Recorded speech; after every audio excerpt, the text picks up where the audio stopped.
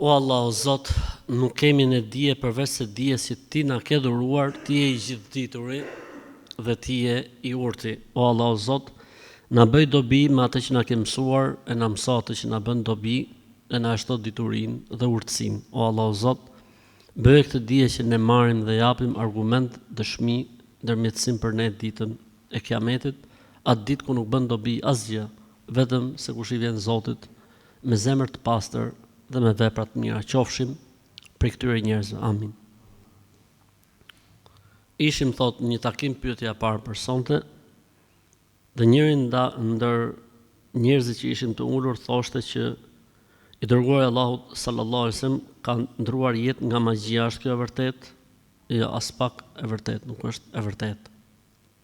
Dhe falenderoj vllain i cili ka bërë pyetjen ose motrën, sepse njeriu kur merr informacione të paqarta ose të dyshimta nga njerëz të cilët nuk janë kompetent të flasin në fenë e Zotit, duhet të pyesi, edhe Zoti është shpërbleft që ka bërë pyetjen, dhe keni kujdes që fenë dhe besimin mos ta merrni vetëm se nga burime të sigurta ose nga njerëz të cilët janë kompetent të certifikuar dhe të licencuar në shkencat e Islamit. Përndryshe, problem shumë i madh. Kanë thënë 3 janë njerëzit më të rrezikshëm në botë. 3 janë njerëzit më të rrezikshëm në botë. Gjys gjuhëtari, gjys doktori dhe gjys hoxhe. Gjys gjuhëtari ju prish gjuhën njerëzve dhe gjys doktori ju prish dhe ju shkatron shnetin dhe gjys hoxhe ju shkatron ahiretin. Ky është më i rrezikshmi. Ky që të shkatron ahiretin. Prandaj kujdes, mos e merrni fen nëpër kafe, nëpër lokale, mos e merrni fen nga njerëz të cilët nuk janë kompetent për fen e Zotit. Askund nuk përmendet kjo gjë dhe nuk thuhet kjo gjë. Pyetja e dytë, që është tipike e halleve tona si popull. Sa herë që vjerrës i vin vajzat me fëmijët, bën dallim mes fëmijëve të mi dhe fëmijëve të asaj. Çdo herë i lakmon ato. Domethënë çdo herë jep përparësi aty, nëse këto kanë probleme çik me gjuhën. Ushqimin ua përgatit pa mos pyet për fëmijët e mi. Mendon se unë si nuse bëj vetëm për fëmijët e mi, atyre nuk ju bëj. Unë asnjëherë nuk i ndaj fëmijët e mi prej të tjerëve. Dhe sot reagova dhe i thash se nuk është në rregull kur të bësh. Është mirë të vesh për krejt kalamajt, për krejt fëmijët, jo vetëm për fëmijët e gocës. A kam bërë gabim? Nuk e bërë gabim, po unë mendoj që neve nuk duhet të shohim këto gjëra. Pse nuk duhet të shohim këto gjëra? Zakonisht gocat vinë rrallë, edhe nënat janë më të përmalluara me gocat e tyre në përgjithësi, se i shohin një herë në 6 muaj, një herë në vit. Edhe ju duken fëmijët e gocës sikur s'kan hongër të shkretnit, sikur janë pa hongër, sikur janë pa pi, ju duken sikur kanë marrë dhe ju bëjnë një zmet, ju bëjnë kështu që s'ka problem. Mund gatush ti për fëmijët e tuaj, njëjtën gjë anësh në vete. Kështu që më e mirë është mos me i pa këto gjëra, se nganjëherë duket sikur i kanë më hatër nonat fëmijët e gocave se sa fëmijët e çunave. Unë nuk mendoj se është hatër, sa është mall, edhe nga që vinë rrallë, edhe i shohin kështu, domethënë me këtë lloj syni, dhe Zoti e din më së miri. Pra mendoj që mos me kriju debate për këto gjëra. Shumë mirë, bëri vez atyre, bëjë ti vez fëmijëve tuaj, nuk ka problem. I bëri atyre, ku dëgjon, çokoladë të nxehtë, bëjë edhe ti fëmijëve të tuaj çokoladë të nxehtë, për shembull. Hajr, inshallah. A kam gjuna te Allahu nëse i mbaj atij distancë për shkak se e kalon gjithë natën duke luajtur PlayStation dhe flen shumë vonë dhe kalon shumë pak me neve. Kam bë sabër, e kam prit e i kam fol me të mirë, ama ai nuk ndryshon dhe më ka lodh. Unë nuk duhet të kem asnjë lloj komunikimi me të derisa ta kuptoj që unë e kam seriozisht. Shumë mirë që, domethënë, duhet të tërheqësh vërejtjen, të tërheqësh vëmendjen, të bësh sebepet, si më thonë, me orientu, me e këshillu, por jo ndërprerje komunikimi. Kjo asnjë lloj komunikimi është problem fetarisht. Asnjë lloj komunikimi është problem fetarisht. Ti mund të marrësh shëndrim, mund të shfaqësh mërzitje, por jo deri në këtë shkallë që thua ti këtu, sepse kjo shkalla pastaj kalon edhe në haram. Po mu më bën habi ky tipi burri martum me PlayStation. Po ta ka dhënë Allahu Play-in aty më vëlla. Ke vakt me lut Play sa dush. Halal. Subhanallah. Çan këta njerëz vëlla. Lën Play-in mish me mish, me u kënaqë me lujt dhe me loz, edhe merret Allah me PlayStation. Këta nuk ka kush i arreston. Të kisha gjë në dorë, i kisha fut në burg 3 javë. Dua t'ju pyes diçka që mua më intereson dhe si është e vërteta. Hajt bismillah. A është e lejuar që në 3 ditët e para të këtij muaji Rexhep që kemi hyrë mundemi me agjëru dhe që këto na llogaritin shpërblim sikur të agjiron për ditën e parë sikur ka agjëruar 3 vjet, dita e dytë sikur ka agjëruar 2 vjet dhe dita e tretë sikur ka agjëruar 1 vit. Dhe nëse agjërojmë ditët e tjera llogaritën sa 1 muaj. Në këtë lloj logjike i bie që muaji Rexhep të jetë më i vlefshëm tek Allahu se muaji Ramazanit. Nëse dita e parë e Rexhepit është për 3 vjet, dita e dytë e Rexhepit për 2 vjet, dita e tretë e Rexhepit për 1 vit dhe të gjitha ditët e tjera që i bie të jenë 26 apo 27 ditë të jenë nga 1 muaj, i bie që Ramazani të jetë, pra të jetë Rexhepi, 20 vende bosh, pastaj Ramazani. E këtë se ka thënë njëri dhe kjo gjëja nuk ekziston. Për këtë arsye tek shkollarët e hadithit ka një rregull që thotë çdo hadith që përmendet në të vlera dhe mirësia e Rexhepit nuk është i saktë, ose i dobët, ose i shpikur. Ndër këta dhe ky hadith. Sepse kemi rënë në dilemë, thotë disa hoxhallarë thonë që është. Po varet tani o vëllezën, jo çdo kush që vesh rrobën e hoxhës, apo çallmën e hoxhës, apo flet si hoxh është hoxh. Ka hoxh e hoxh. Ka hoxh e hoxh. Prandaj kujdes nga e merrni fen tuaj. Kam parë disa video për mesin mbi çarape, madje në një postim të fundit thuaj që gjithë dietarët e Islamit kanë rënë dakord se nuk lejohet mesi mbi çarape, mashtrim, gënjeshtër me brirë. Është e vërtetë që edhe më ka rënë sy diku kjo gjë, po jam habitur se si dikush flet në emër të gjithë dietarëve të Islamit, ndërkohë që kjo është një çështje e diskutueshme, qysh në kohën e themelimit të librave të fikut. Qysh në kohën e themelimit të librave të fikut diskutohet kjo çështje, lejohet mesi me çarap apo jo? Dhe pothuajse të gjithë e lejojnë me kushte. Të gjithë e lejojnë, po me kushte. Dikush thotë çorapi duhet rivet, dikush thotë duhet të jetë nga poshtë me mashine, dikush thotë duhet fusi, po që çorapi lejohet. Dikush me kushte tepër të rënda dhe dikush pa kushte fare. Dhe ky është mendimi më i saktë, inshallah taala.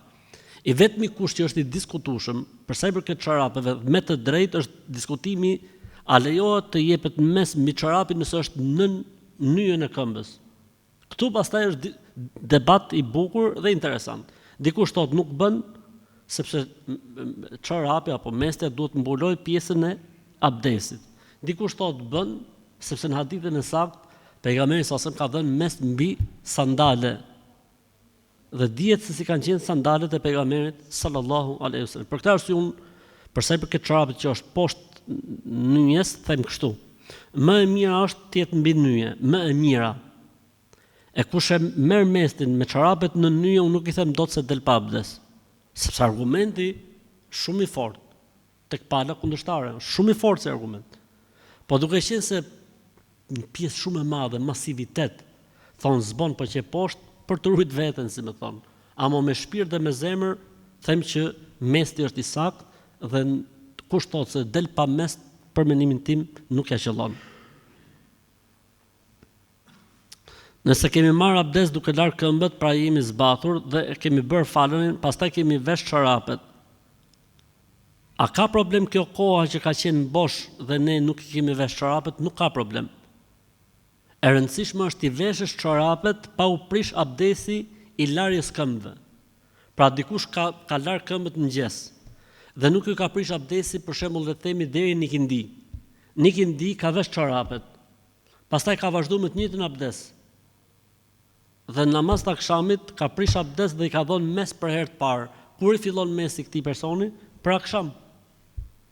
Nëse është venale ka 24 orë, nëse është udhëtar e ka 72 orë.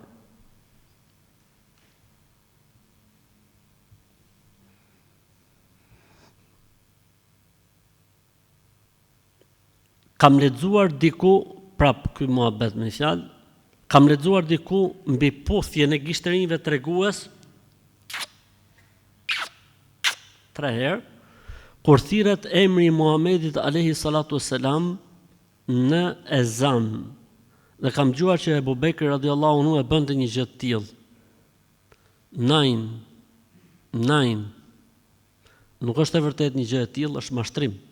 Çan në kur thot muezin ashhadu anna Muhammed Rasulullah,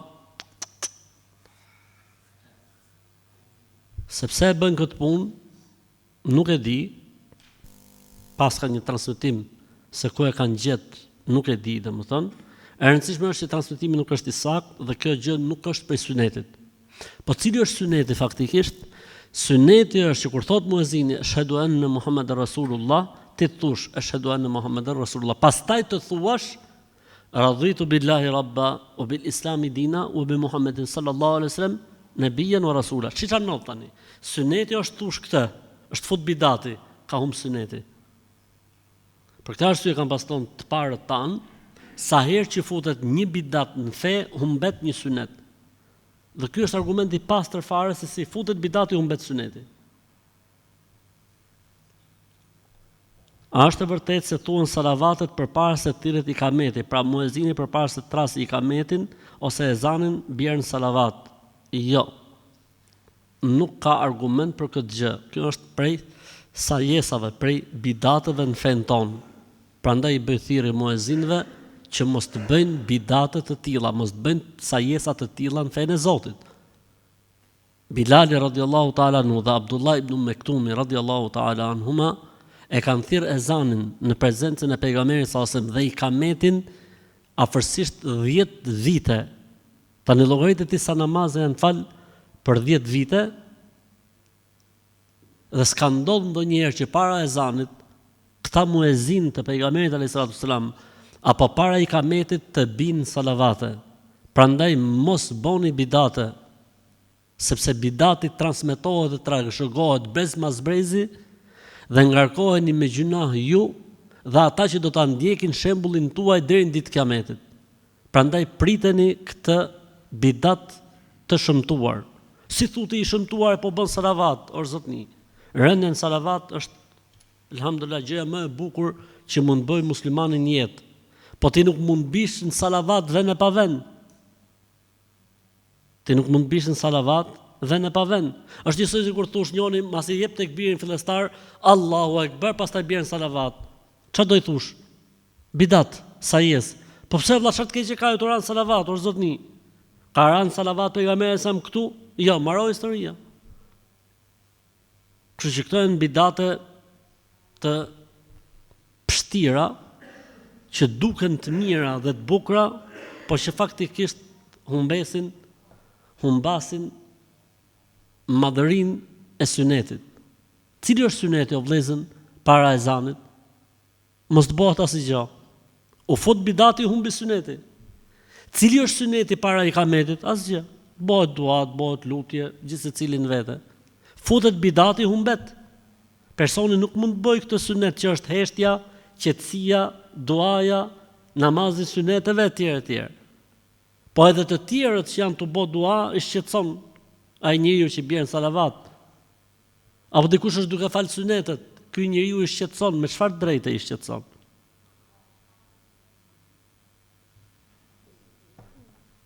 Vjera ime merr një tepsi me ujë dhe e qet pra i vendos. Një filxhan kafeje, nëse filxhani e ngre ujin, domethënë fëmia ka mësysh, e pas ka thënë dhe për vajzën tonë që ja ka bërë këtë metodë dhe i pas ka dalë me demek 3 ditë dhe tha pas ka mësysh të rënd. Kjo vjera jote që e ka, mashallah, që e ka për ta pru me na dhon fetvak xhamia. Ky veprimi i vjerës tate është bidat, është haram, është gjuna. Sepse është një metodë që nuk e njeh feja e Zotit për zbuluar mësyshin, kaq është historia e thjeshtë. Po ku dalim këto vjera gjithmonë kaq zgjuta më ja, si ka mundsi? Gjitha ne janë zgjuta. Kam dëgjuar që shumë gra shkojnë në xhenem sepse nuk e respektojnë burrin. Po mëse nuk është kaq kështu puna, nuk është kaq kështu puna or motër muslimane. Shumë gra shkojnë në xhenem se respektojnë burrin. Ku e gjen ti këtë gjë? Nuk është kështu gjëja. Mos i merrni gjërat kaq të prera. Pastaj burrat edhe manipulojnë një çik me këto muhabete. Mu bind se do të shkosh në xhenem, pas mu binde.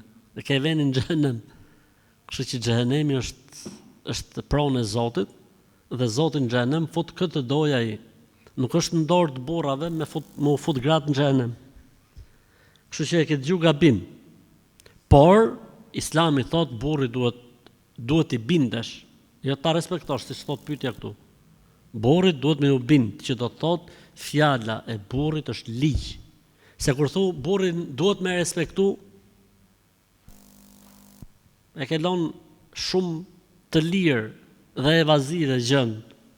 Jo më, nuk ka thonë Islami burrin duhet me respektu. Ka thënë Islami burrit duhet me u bind. Nëse gruaja i falet Zotit, agjeron, ruan nderin, i bindet burrit, Allahu do t'i japi 8 tyrt e xhenetit. A do të thotë kjo se po si u bind shkon në xhenem? Ku e dim ne, atë e di Allahu. Po se respektoj, shkon në xhenem, ne nuk e dim, e din Allahu. Por që ka bëj gjuna të madh, ka bërë gjuna të madh. Sepse pejgamberi alayhis salam tha, nëse do të kisha urdhëruar dikë që t'i bëj sejdë dikujt, do të kisha urdhëruar gruan me i bë sejdë burrit. Çfarëdo që të bëj gruaja, tha nuk e lan hakun e burrit, hadithi tjetër, i saktë. Sikur nga malin mal typi dhe zbresi nuk e lan hakun e burrit. E të tjera hadithe të cilat flasin mbi pozitën e burrit dhe mjafton pozita që i ka fal Zoti në Kur'an kur tha ar-rijalu qawwamuna lin-nisa. Burrat janë ata të cilët drejtojnë dhe menaxhojnë familjen dhe gjithçka. Kjo është meseleja. Po mirë, po në rastin kur burri vetë çdo gjë përpara, domethënë baba para, nëna para, vëllezërit para, motrat para, puna para, pastaj thotë je ti. Dhe shokët përpara, pastaj je ti. Nuk flet feja për këtë lloj kategorie burrësh, mos e vrit mendin. Dhe kur i kërkoi burri thotë që gjendet më shumë në shtëpi, thotë ec se ti ke vetëm llafe edhe merru me punët e shtëpisë. Dhe unë thot pranaj thot nuk e hap respektin ashtu siç duhet. Hajër inshallah. Ky lloj tipi është ndoshta po merr atë që ka gatu. Dhe nuk bëhet fjalë për këtë kategori. Bëhet fjalë për burra. Burrat që japin hakun Zotit, japin hakun prindërve dhe japin hakun bashkëshortes në të gjitha kuptimet. Nuk është vetëm me pru ushqim ke shtëpia, e kam shlyr detyrimin ndaj gruas. Gruaja nuk është martuar me ne me babin tat dhe me mamin tat, as nuk është martuar me ne me vëllezërit tuaj dhe me motrat tuaja. Gruaja është martuar për ty o shok. Ka ardhur në shtëpi tate për ty. Dhe ti duhet të japsh hakun gruas. Se për strehime, për veshmbathje dhe për ushqim s'bëhet fjalë, s'diskutohet. Gruaja do diçka më shumë tek ti. Do atë që i mungon. Kalon familjen, kalon gjithçka për ty. Sepse ka menduar me të drejtë se është burra i cili plotson atë që është këputur prej tyre dhe i mungojnë. Ndërsa burrit nuk i bën përshtypje fare, po ka kohë për të gjithë përveç se për gruan. Edhe tregon xhenemin pastaj. Është duhet ta bëj një pyetje sepse është trajtuar shumë në rrjetet sociale që ka rënë borë në Arabinë Saudite, a ka të bëjë kjo me shenjat? Po si më direkt, borë në Arabinë Saudite u përmys bota. Po në Arabinë Saudite ka 1 milion vjet që bjerë borë. 1 milion vjet që bjerë borë. Arabia Saudite ndahet me Jordaninë, është në kufi me Jordaninë. Dhe e zona Arabisë Saudite që quhet Tebuk, gjithmonë ka borë aty në dimër. Nuk është e çudi e madhe. Se ka i kanë shpi këto hadithet, para borë në shkretir, po bëhet qameti. Edhe tak, tani po si bëhet hallit. S'ka lidhje fare, o njerëz, nuk ka lidhje fare. Jam i diagnostikuar me sëmundjen e skolisë së shkallës së rëndë. Më lejohet që t'i bashkoj namazet për shkak sëmundjes, se kam edhe një sëmundje tjetër që e kam nga lindja, lejohet. Kur njeriu ka sëmundje të rënda, lejohet që t'i bashkoj namazet. Jo t'i shkurtoj, po t'i bashkoj. Sëmundja, udhëtimi, shiu, bora, breshëri, erat e forta, angazhimet e mëdha që nuk e japin mundësinë dhe komoditetin njeriut për të shkëput, lejohet në këto raste bashkimi dhe sëmundja siç ka përmend vllai ose motra që ka bërë pyetjen, i lejohet bashkimi i namazeve. Kur themi lejohet bashkimi, ne kuptojmë drekën me ikindin në kohën e njërës prej tyre dhe dhe akshami me yacin në kohën e njërës prej tyre. Jam shtatzën dhe duat përgatitem për fëmin që po vjen. Mirë po, njerëzit më thonë që mos blej tesha para rrobat e fëmis para se është keq. Ja fusin kot, mos e vrit mendjen, blej çfarë dushti, çfarë doj zemra jote, e Zoti e shpëtoft fëmijën edhe ty. Njerëzit mos i ngjo, sepse siç thot Zoti në Kur'an, "Wa in tuti akthara man fil ardi yudhilluka an sabilillah." Nëse i ndjek shumicën të humbin dhe të bëjnë që ta humbësh rrugën e Zotit. Kështu që mos i ngjo, larg budallënjve dhe vazhdo jetën tate me frymëmarrje të lirë. Çfarë do të më thoje për këtë transmetim? Cili do që është krijuar për xhenet do të goditet me sprova vazhdimisht. Se ekziston ky lloj transmetimi? Nuk ekziston. Dikush mund të jetë xhenet lidh dhe nuk goditet me sprova. Nuk është i lidh xheneti patjetër me sprovat. Sprovat i jep Allahu atje ku don ai. E para, e dyta, sprova nuk është vetëm me dhimbje. Sprova është edhe me të mira.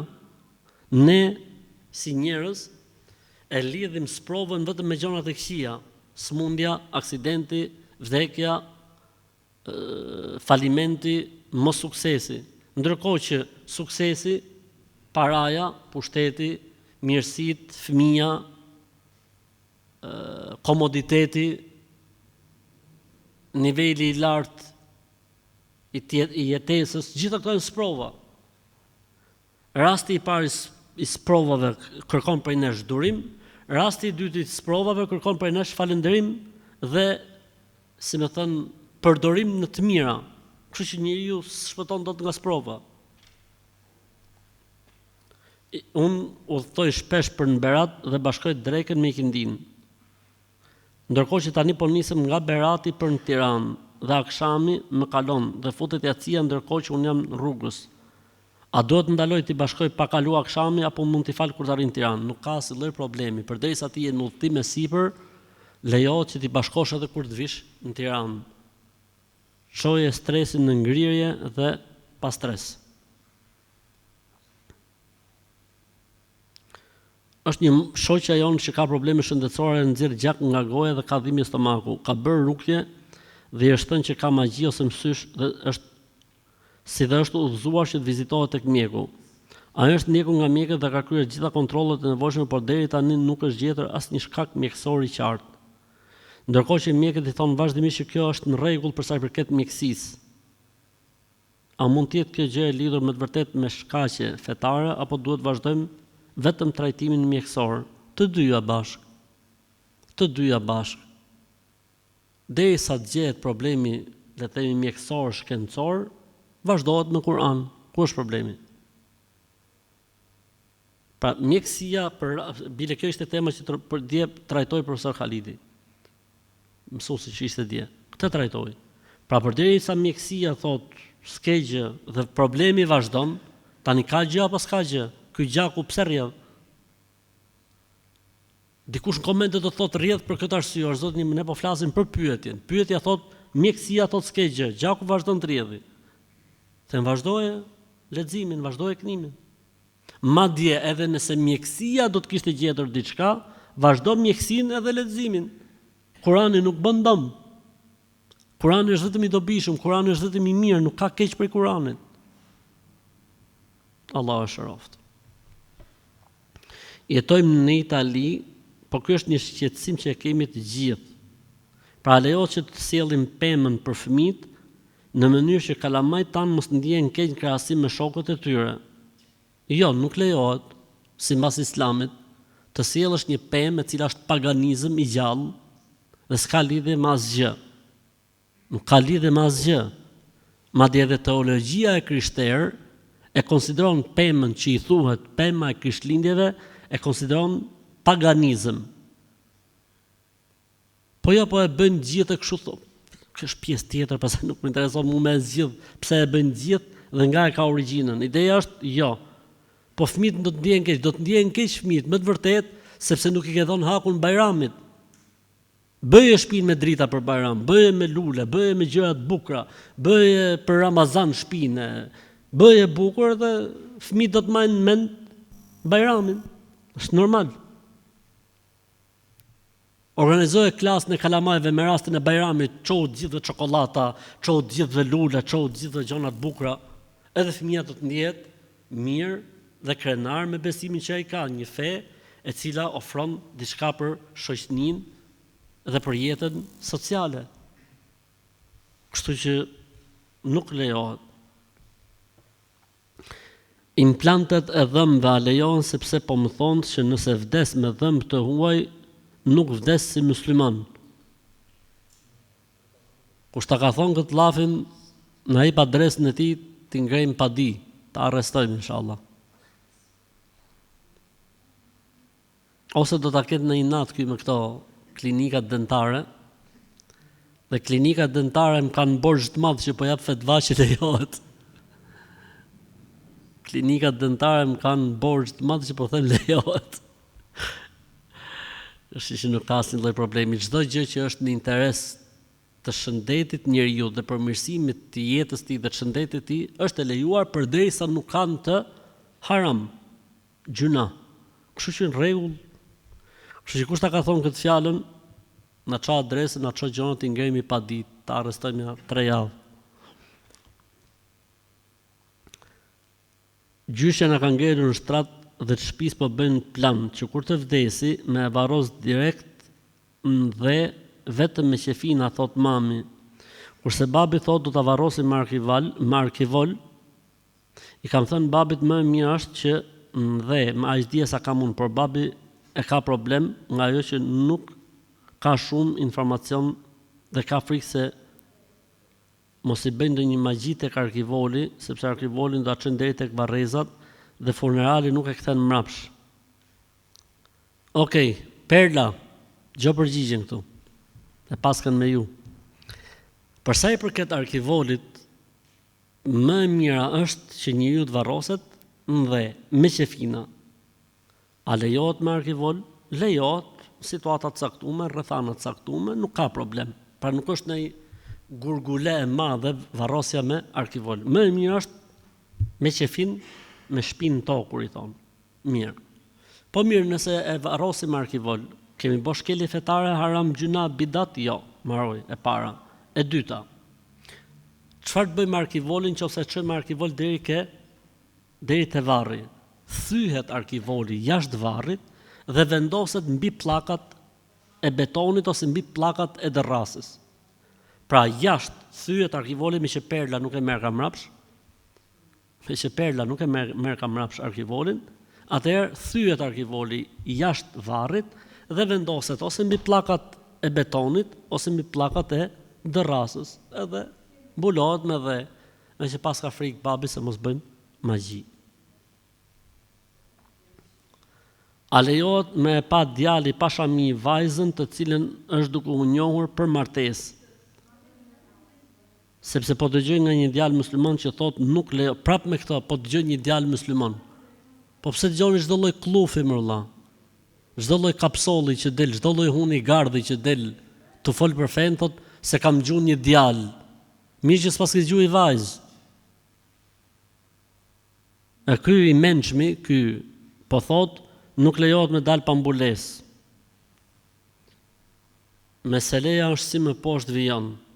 Nëse dy të rinj në raport me dijenin e familjeve të tyre, masi kanë marrë pëlqimin që kjo gjëja të vazhdojë, i lejohet djalit ta shohë vajzën pa mbulesë. I lejohet djalit ta shohë vajzën pa mbulesë. Sepse ky do të martohet me këtë gocën. Duhet krijoj patjetër një përshtypje për vajzën që po merr. Mund të ketë pëlqyer në muhabete, mund të ketë pëlqyer në paraqitje, po do të shohë më shumë. Është e drejtë e tij. Faktikisht kjo është një çështje për cilën ka dy mendime, po kjo është më e saktë dhe më e drejta, sidomos për kohën që jetojmë.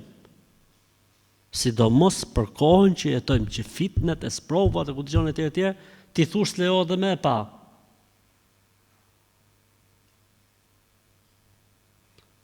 Ti ishte një hoxh që flet në këtë gjuhë, nuk e kam problem, është një mendim, nuk ka problem. Po kur thuaj djalë, këtu ma djeg pinin. Mikën, më mbet pini i kontrollit.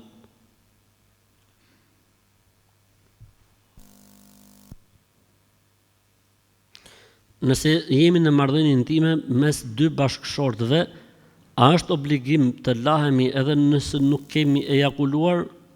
Po. Ejakulimi nuk është kusht për obligimin e guslit. I dërguari Allahu sallallahu alaihi wasallam ka thënë idhal taqal khitanani faqad wajaba al-ghusl. Nëse ndodh kontakti seksual mes dy bashkëshortëve, obligohet larja e përgjithshme e trupit. Dhe kjo nuk ka lidhje me ejakulimin. Kur je duke u falur dhe ngatron një ajet, a duhet të bërë dy sevi sejdë pas sejdës e gabimit në fund të namazit? Jo. Sepse ka ndodhur kjo në kohën e pejgamberit sallallahu alaihi wasallam dhe nuk ka bërë sevi sejdë në namaz. E para, e dyta, leximi i Kuranit mbas El Fatihas është sunet. Dhe gabimin në sunetet e namazit nuk obligon apo nuk orienton bërjen e sevi sejdës.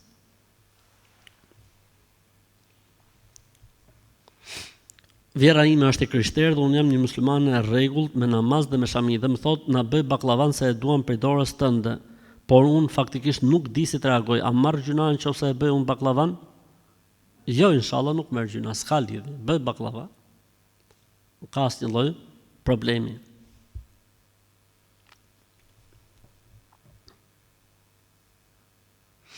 Jam operuar për nervin ulnar në bryl.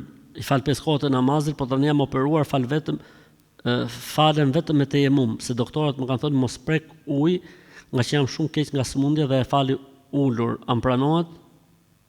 Pra marr tejemum. Nuk ka problem inshallah. Zoti thot në Kur'an, Allahu se ngarkon njeriu te mundësive të tij. Allahu thot në Kur'an, nuk e kemi sjell këtë fe për ta vënë njeriu në rrezik apo në vështirësi. Nëse është mundësia të lajsh pjesë të tjera, për shembull dikush të japi abdes, kjo do ishte më e mira. Pra nëse dikush mund të japi abdes, kjo do ishte më e mira. Nëse zgjen njëri që me dhon abdes me tejemum, që do thot gjuj batanijes, gjuj murit, gjuj rrobave tuaja, nuk ka problem, thuj bismillah, bismillah, një herë, fërko fytyrën, fërko durat nga lart, edhe je okay.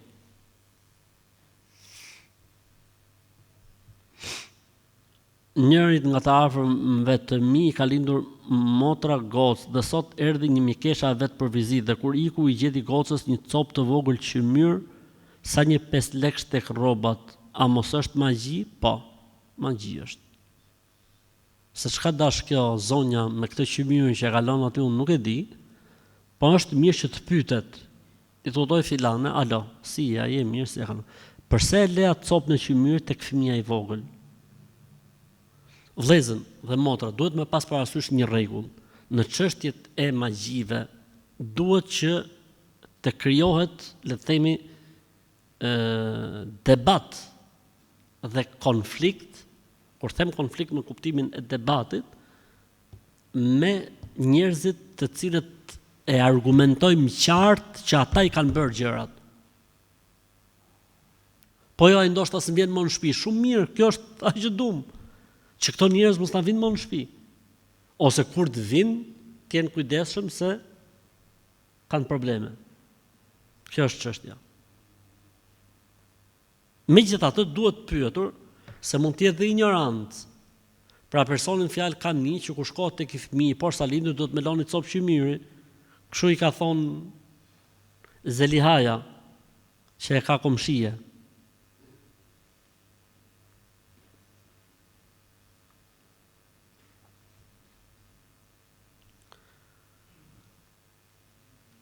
Jam e martuar dhe desha me ditë, jam kanë e prekt prej sihrit, e më kanë thonë që nëse je e prekt pa u shëru, nuk bën me pas fëmijë. A është e vërtet? Jo, nuk është e vërtet. Nuk është e vërtet. S'ka lidhje fare. Nuk ka lidhje fare. Ndoshta kjo mund të jetë një lojë e shejtanit, e këtyre njerëzve të cilët bëjnë rukje dhe nuk janë adapt për këtë punë. Po mirë vëlla, për shembull, e para duhet ta dim a është magjia, s'është magji, e para. E dyta, çfarë lidhje ka kjo punë? E treta, ndoshta magjia është që mos bëj fëmijë. Ti thua mos bëj fëmijë, edhe ndoshta magjia i zgjat 20 vjet vëlla. Domethënë i bjerë që ti nga kjo botë pa bërë fëmijë. Prandaj o njerëz, mos dëgjoni çdo që flet. Mos e merrni fen vetëm se nga burime dhe njerëz sigurt, se do të merrni vetëm qafse, në rregull jemi për veten tonë. Hoxhi nderuar, ju blejnë fëmijëve figura me kafsh, nusja e djalit. I kam thonë disa herë, po fjala ime nuk ka bërë dobi. Ai ke thonë, në rregull jeti. S'ka bo dobi, s'ka problem. E para. E dyta, lejohet për kalamajt me blej gjëra me figura, lotra, gjëra, nuk ka problem. Për fëmijët janë fëmijë. Nuk ka asnjë lloj problemi fetarisht. Për fëmijët ka tolerancë. Kështu që nusja di ka më shumë se sa ti për fen. Allahu ta lehtësoft. Kam kompaninë time në Itali dhe shes kerre, pra shet makina. Dhe me sa di unë shkruan në Kur'an që Allahu e ka leju tregtin, po ka ndalu kamatën. Në rregull, deri këtu je tamam. Në rrjetet sociale po shoh disa që po në rrjetet sociale po shoh disa postime ku shkruan Allahu e urren tregtin. Mashtruesa janë këta që thonë kështu, se ekziston askund. Kështu që ndoshta ke ngatruar ti fjalën anglisht, kamat me tregti. Allahu urren kamatën, interesat po jo tregtin. Tregtia përmendet në Kur'an. Dhe nuk ka halal më të mirë dhe halal më të këndshëm se halali me tregtin. Vetë pejgamberi alayhis salam ka qenë tregtar. Shokët e tij më të mirë, më të ngushtë kanë qenë tregtar. Kështu që unë besoj se do të jetë problemi tek leximi apo përkthimi yt, edhe jo tek postimet, se nuk besoj në botë që të ketë njëri që e thot këtë fjalë.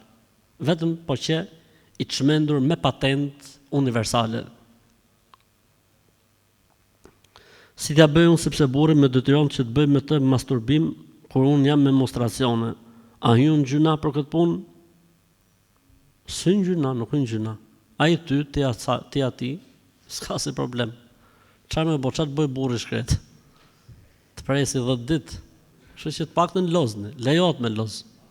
Stresi 0. Stresi 0. Mashallah folet gjithë për Zotin. S'ngeli njëri pa fol. Ju pëlqeu si tema? Allah ju zoft. Çe ke pse dali xhirot e pas nusën aty dali xhirot. Budall është ai dalin ftohtë të liçeni. Los me grua aty në shtrat kënaqet, ngrohet poshtë batanijes. Dali xhirot liçeni thot. Se bosh ekstremist vëlla. Çej sot. Ne po të mori lopatën, punoj arën. Shumë mirë vëlla. S'ka gjëna në këtë mes motor, kështu që vazhdoni programin. Ha, gja. Që thot? Vrej punën, tamam, vrej punën motor, thot edhe Habibi jam. Si është më e mira të jap dikujt që është i varfër lekët kesh, apo t'ja blej ushqime me që do të nxjerr zakatin? Në asnjë mënyrë ushqime. Zakati duhet të nxjerr siç obligohet. Nuk mund ta ndrosh destinacionin e zakatit, obligohet zakatin para ti ta nxjerrësh zakatin në miell, në sheqer. S'lejohet fetarisht kjo gjëja, nuk lejohet. Përveç se nëse është njeriu që merret me menaxhimin e zakatit dhe e din që kësaj familje menaxhuesi zakatit, jo nxjerrësi, po t'ja jap para, do ta shpërdorojnë, do të kenë probleme ku dëgjon etj. Dhe ky që menaxhon zakatin ja çon. Për këtë bëhet përjashtim. Rastet veçanta dhe situata të veçanta jo gjithmonë. Keni ndaj pyetje ju? Çfarë pyetje keni? Boni, nuk ka problem, nëse keni pyetje boni. Vetëm ngreni zërin dhe afroni.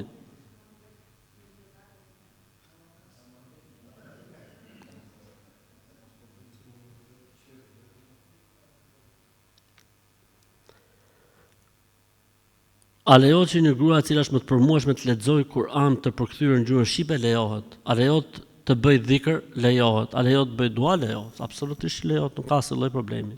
Ne po themi dhe arabisht ka mendim që lejon, ndaj është më i saktë. Hoxhë nderuar, tek puna jonë na ka ndodhur një situatë e cila shumë e sikletshme, po doja të merrja mendimin tënd nëse irritimi jon është me vend apo jo. Ta ngjëm tani çfarë thotë.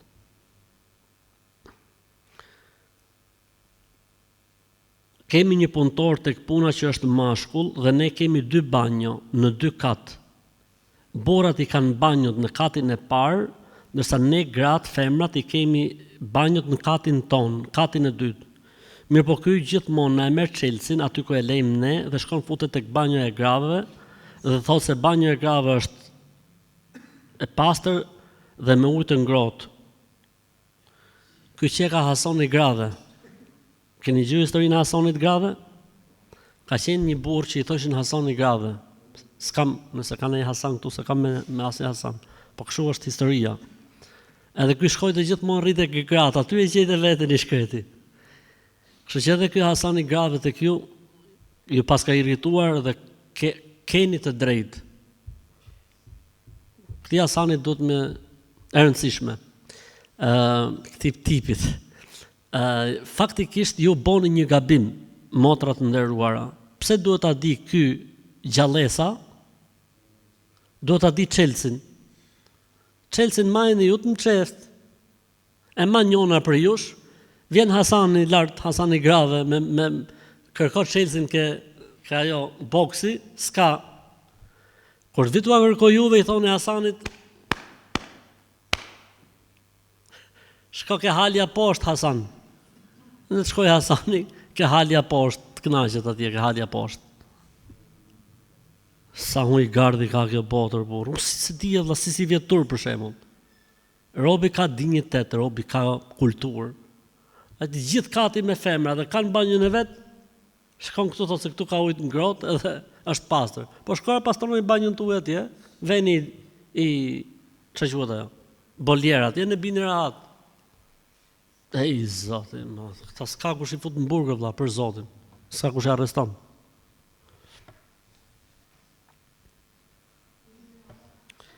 Kemi për momentin 2 fëmijë dhe kemi 4 vjet që nuk kemi fëmijë dhe jemi me thënë drejtën e të dëshiruar për fëmijë. Mirë po në mënyrë natyrale nuk po ndodh. A lejohet i drejtohemi mjekësisë? Po. Mirë po burri im thotë ka një sëmundje gjenetike e cila i prek veshkat dhe është e trashëgueshme. Dhe njëra nga fëmijët tanë e ka të trashëguar sindromën e tjatit. Mjekësia thotë që ne mund të përzgjedhim ndër embrionet ato që nuk e kanë këtë sindrom. A lejohet një gjë e tillë? Lejohet. Lejohet. Alhamdulillah që ka arrit shkenca dhe mjekësia që të evitoj problematika të tilla. Lejohet, nuk ka asnjë lloj problemi. Allah ju dhon të fëmijë të hajrit. Nusja pa dashje ka fal drekën dhe ikindin, akşam dhe yacin me mbulesën që e ka pas vendos gjatë kohës që ka qenë me cikël. Dhe tani u kujtua, a duhet të përsëriti këto namaze? Jo. rroba që vesh gruaja kur është me cikël dhe punët që bën gruaja kur është me cikël janë gjitha të pastra, nuk ka lidhje. Pra kjo rroba që ka vesh gruaja kur ka qenë nuk e bën rrobën pa pastër. Kështu që stresi 0 dhe namazi është okay.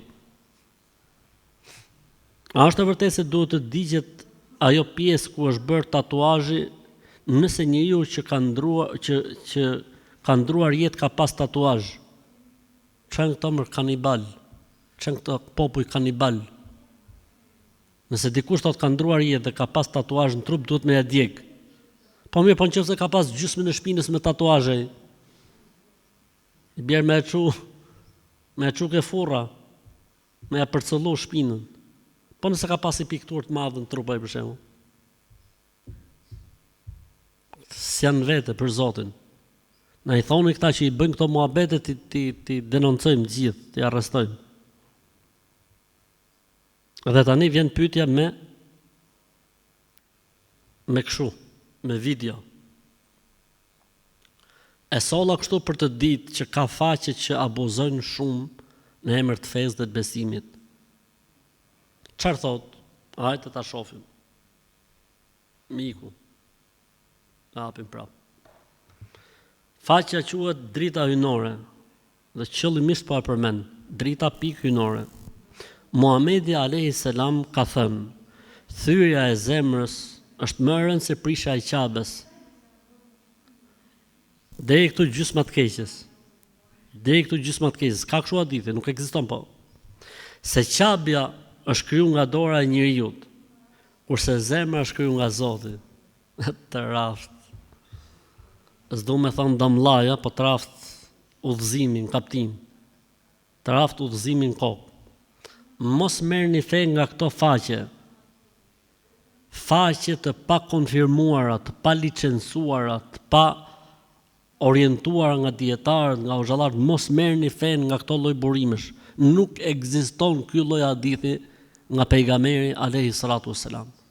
I kërkoj falje thot për këtë pyetje, po është një zakon që bëhet këtu tek ne, tek i vdekuri.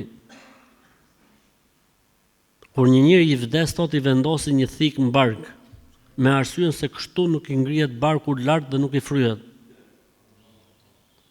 Gjithashtu pas varrimit thuhet se personat që kanë qëndruar afër të vdekurit duhet të lahen, të bëjnë dush, se gjoja e shpirtit të vdekurit mbetet tek ata.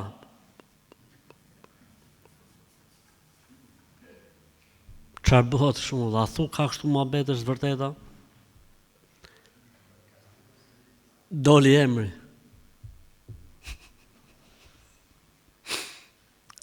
O vlezën, e di si është puna dhe motra, nuk ekzistojnë këto gjëra në Islam, se na e plasën shpirtin me këto bidate e me këto sajesa për Zotin. Çan këto muhabete më jau, subhanallah.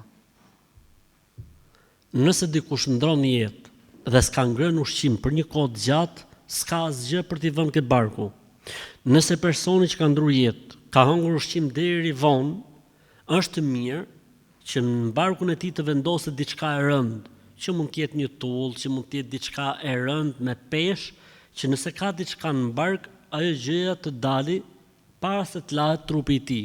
Po jo thik e para. E dyta, është mirë që kush e mbart xhenazën të lahet.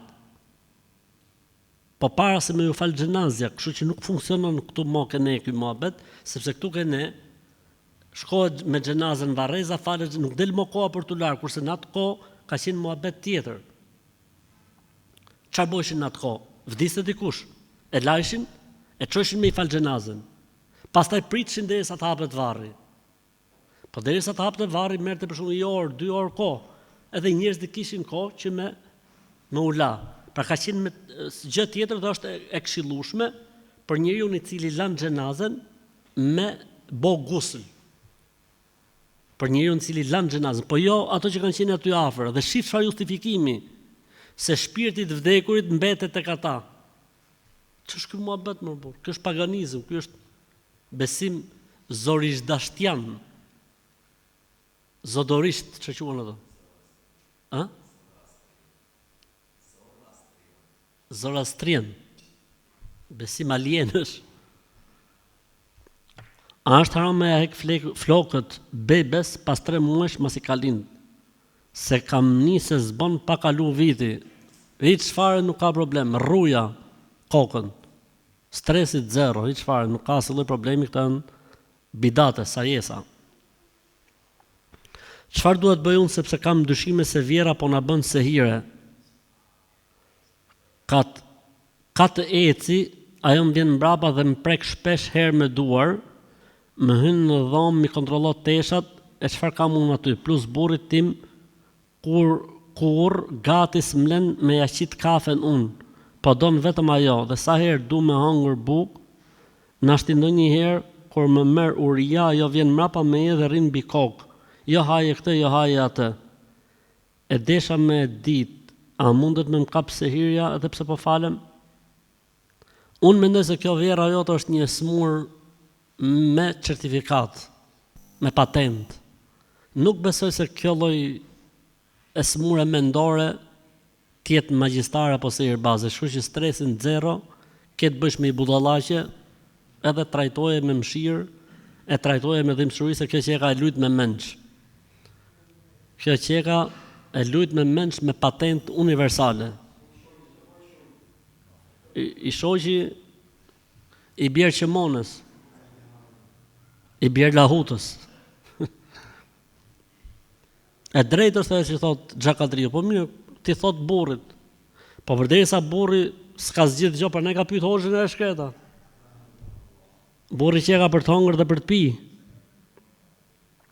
Kam disa rroba që nuk i vesh dhe desha t'i dhuroj konkretisht tek kryqi i kuq. A është e lejuar që ne si musliman t'i dhurojmë? Po, nuk ka asnjë problemi. Asnjë problemi nuk ka. A lejohet për shembull të printoj një foto ku nuk na ka ndalë syt dhe ta vendos në një kornizë edhe ta mbaj ashtu si foto? Si s'na ka ndalë syt? Ke pas syze? Apo nga mrapa? Nëse është nga mrapa lejohet. Po çe do atë foto nga mrapa? Si do ta kuptoj Zeneli që të vje për mysafir një foto nga mrapa që është e juja për shembull? Hajr inshallah. Po çe kështu është halal 100%.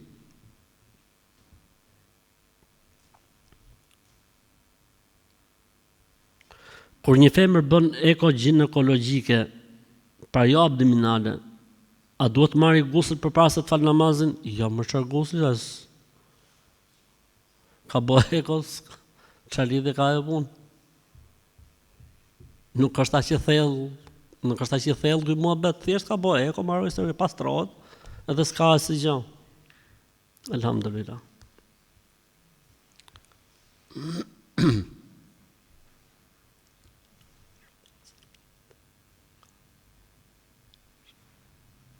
Mono ta gjesh me sy.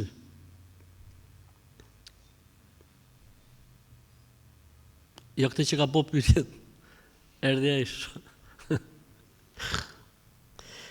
Kam në plan të ndërtoj një fermë me dele dhe qingjet e tyre t'i shes për Kurban Bajram.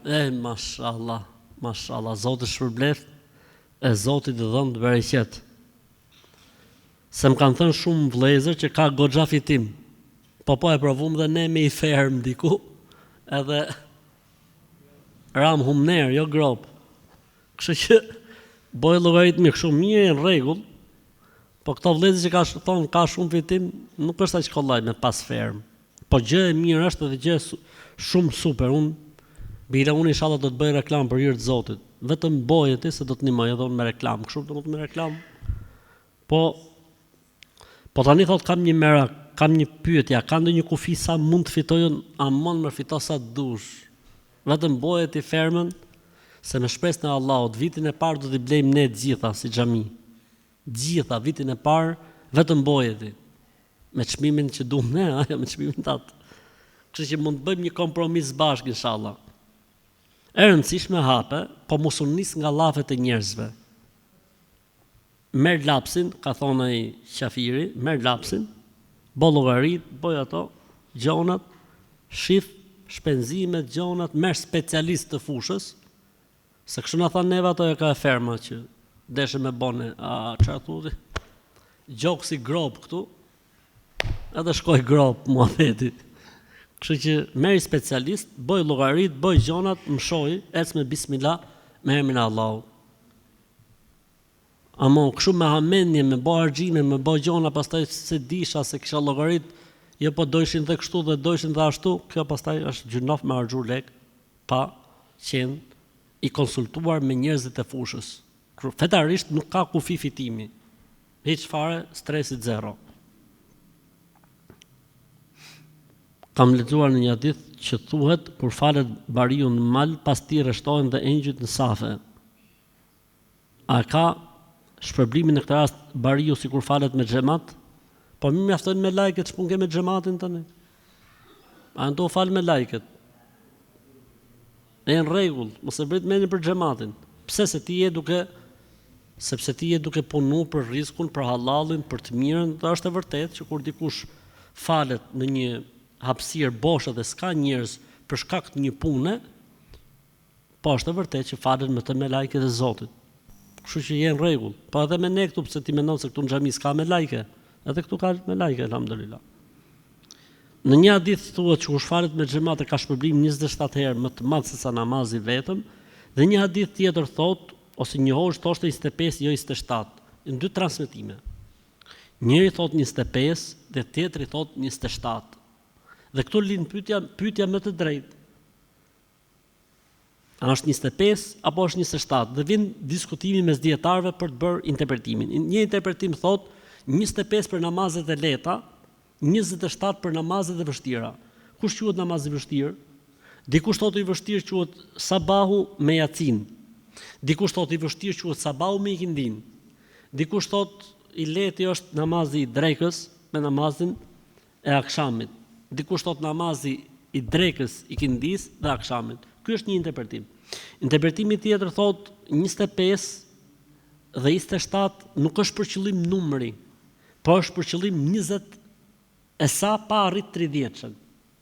Sepse e përdorin arabët kur duan që diçka të jetë mbi 25-shën, i thonë 25 dhe kanë për qëllim mbi 25-shën. Kështu që 25-a në këtë rast ka kuptimin 27-s. Sepse e lejon, e ka këtë lloj hapësire gjuha arabe. Kështu që nuk ka asnjë lloj problemi në këtë mesele. Bagëtia që thërin për fëmijët, pra për akika, a është e vërtetë se duhet të jetë 6 muaj e sipër? Kjo është, si më thon, për të qenë më sigurt, për të qenë më mrena diskutimit, 6 muaj e sipër. Po ndonjë argument fiks që e përcakton për akika nuk ka. Thjesht fjalë dietarësh që e përcaktojnë me 6 muaj e sipër dhe i bëjnë analogji me kurbanin e Bajramit.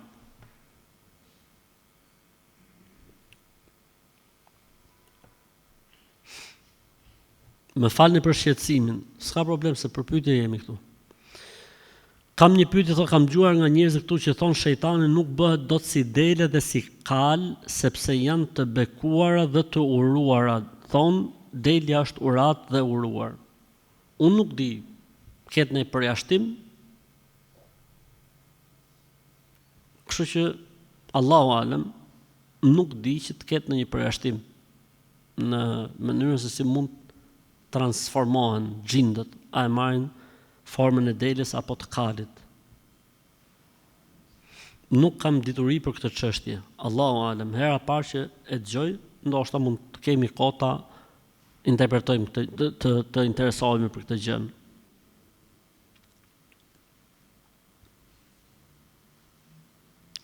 Kam një vëlla feje që e dua dhe më do fort për Allah. Në çdo namaz bëj dua për atë në sejdë që Zoti ta falë, ta mëshirojë dhe t'i japë çka është më e mirë në këtë botë dhe në botën tjetër. Mirë, por shpesh herë më kapet edhe një qarë kur bëj dua për të. Po kur them e qarë tamam, a ndikon kjo në namaz? Nuk ndikon. Nuk ndikon. Ty Zotit shpërblet që lutesh për vllajën tënd që do për hir të Zotit. Dhe kjo është gjë e mirë, alhamdulillah. Megjithëse kjo e qamja shpesh nuk më lën në shije kurse ti se çfarë, po nejse, hajër inshallah, e rëndësishme, Zoti shpërblet që lutesh për vllajën tënd besimtar. Elhamdulillah që ka akoma në këtë botë njerëz të mirë, të tillë.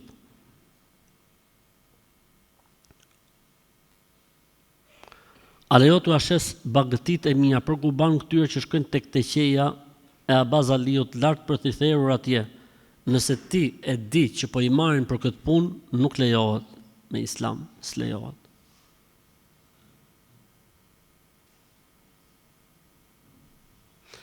Po nëse nuk më thonë, thot dhe e marrin, dhe pastaj unë e marr vesh që ja kanë marrë për këtë punë.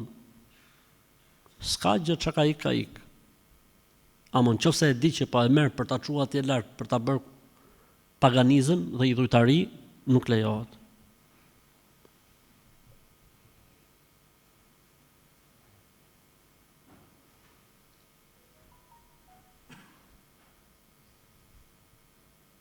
Si jeni me kohën? Edhe 2 minuta. Nëse një djalë musliman dashuron vajzën një hoxhë dhe hoxha nuk pranon që t'i japi vajzën, çfarë këshilloni për të rinjt? Mos dorëzohen derisa ta arrijnë. Inshallah, edhe hoxha në një moment do të bindet. E fundit fare, në një fshat të thellë kam varret e të parëve të mi, gjyshit, gjyshes, tërgjyshes dhe brezat e tjerë. Varret janë në një terren që tani po gryhet dita ditës dhe nuk ka kush e mirëmban. Ne jemi larg, a lejohet të zhvarrosim në këtë rast dhe të sjellim fshatin ton? Lejohet për t'i ruajtur, lejohet dhe madje lejohet që të bëhet një varr masiv. Pra nuk është kusht që mi nda gjithë secilin varr vete, mund të bëhet një varr masiv për të gjithë. Zoti na falte dhe na mëshiroft. Subhanakallahumma wa bihamdik, nashhadu an la ilaha illa ant, nastaghfiruka wa natubu ilayk. Zoti ju shpërbleft.